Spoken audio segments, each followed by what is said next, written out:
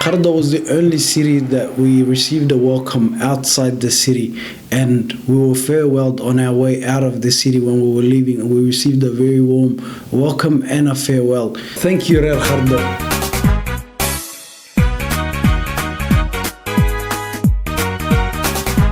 waxaan leenahay kusoo dhawaada magaalada Qardho. Qardho waa magaaladiinii. Insha Allah waxaan rajaynaynaa inaan marar badan marka ogaataan tabacadeeda iyo siday tahay jawigeeda inaan marar badan kusoo noqon doontaan Ilaahay idankiis.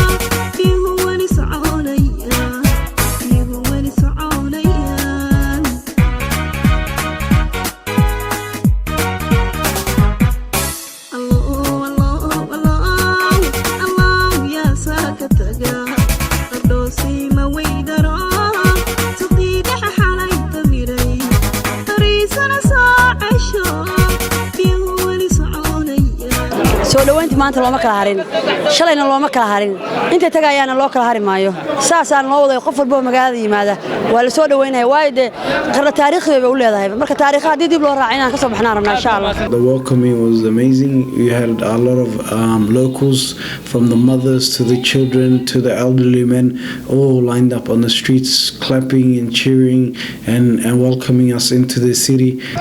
Qardho, I like the way the city's set up. It sounds like it's in the middle of nowhere, but it's actually a developed city. It's very nice, mashallah. Everyone was friendly, everyone was welcoming. Like it was just a city like where everyone was tied together. The whole community were like, I've never seen a tight-knit community like the people in Qardho.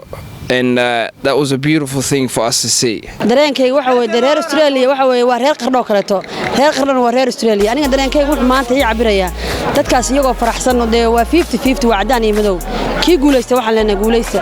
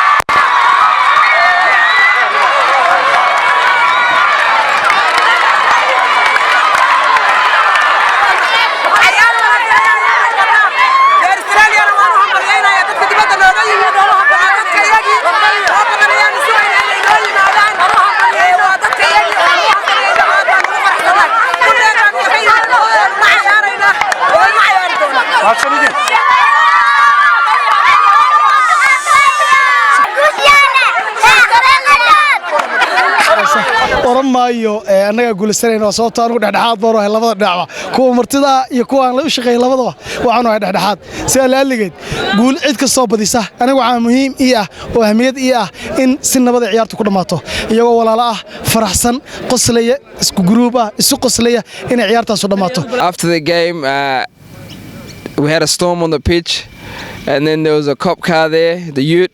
A lot of the boys hopped on the back of the ute. I thought I'd do something crazy and I just hopped on the front. I think there's a few photos of me sitting on the front of the ute, getting driven like it's just normal. Like nobody questioned me as to why you're sitting on the front like they would here in Australia or whatever. I just did it and it was totally normal. Armo was just a few hours away from Bosaso, seeing in almost the whole town on the road waiting for us just to come by and pull over and say hello. degmada Arma waxay ku dhawaad 100 kilomitir u jirtaa magaalada Boosaaso ee ah xarunta gobolka Bari waxaana la ii sheegay inay tahay degmo aad u yar oo isla markaana ah degmo soo kobcaysa sida aad ka arkayso bulshada ku nool halkan waa joognaa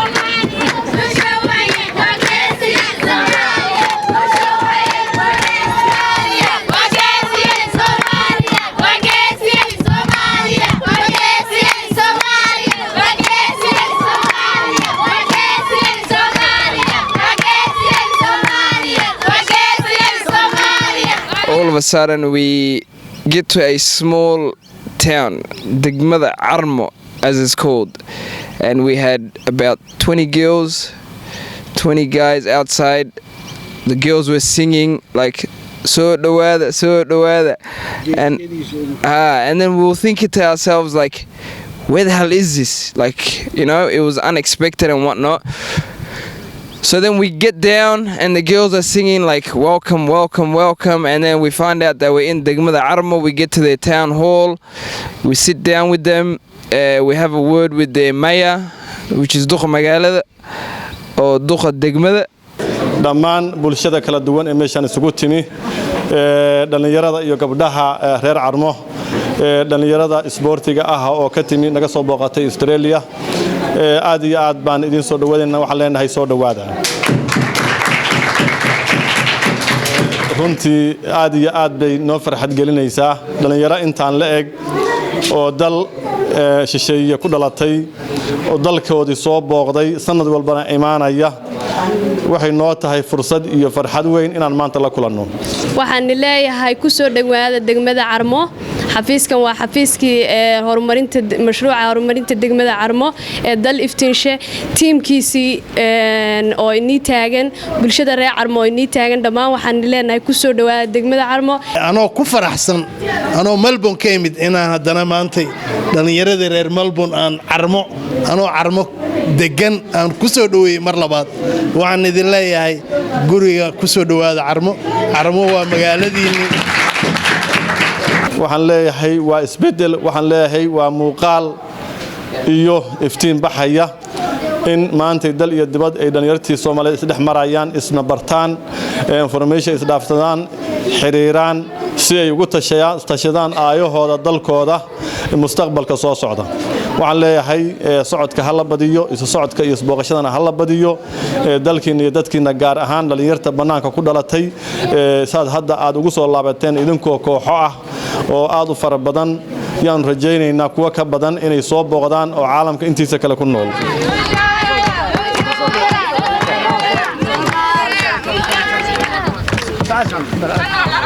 dabcan degmadan ayaa ah degmo aad u yar laakiin ah degmo kobcaysa isla markaana sidaad ka arkayso bulshooyinka halkan ku nool ay diyaar u yihiin in ay wax qabsadaan isla markaana ay qurxiyaan magaalada.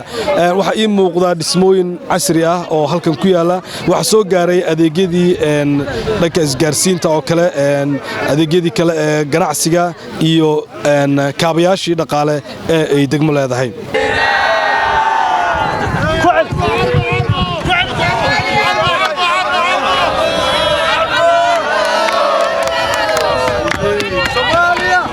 kusoo dhawaada dhalinyarada badanaaba dhalinteedii soo dhaweysay waa daliftiishe iyo qaybaha bulshadooda kala duwan welkan way soo dhaweynayna waan inagu faraxsannahay dhammaan waa mahadsan yihiin dhalinyarta meesha noogu timaaday aad bay noo farax galiyeen imaantkooda runtii farxadan la soo koobi karin baa dareemaynaa haddana waxaan leenahay nabadgelyo guryihiina ku taga inta inii dhiman insha Allah farxad insha Allah Soomaaliya oo dhan farxad ku mara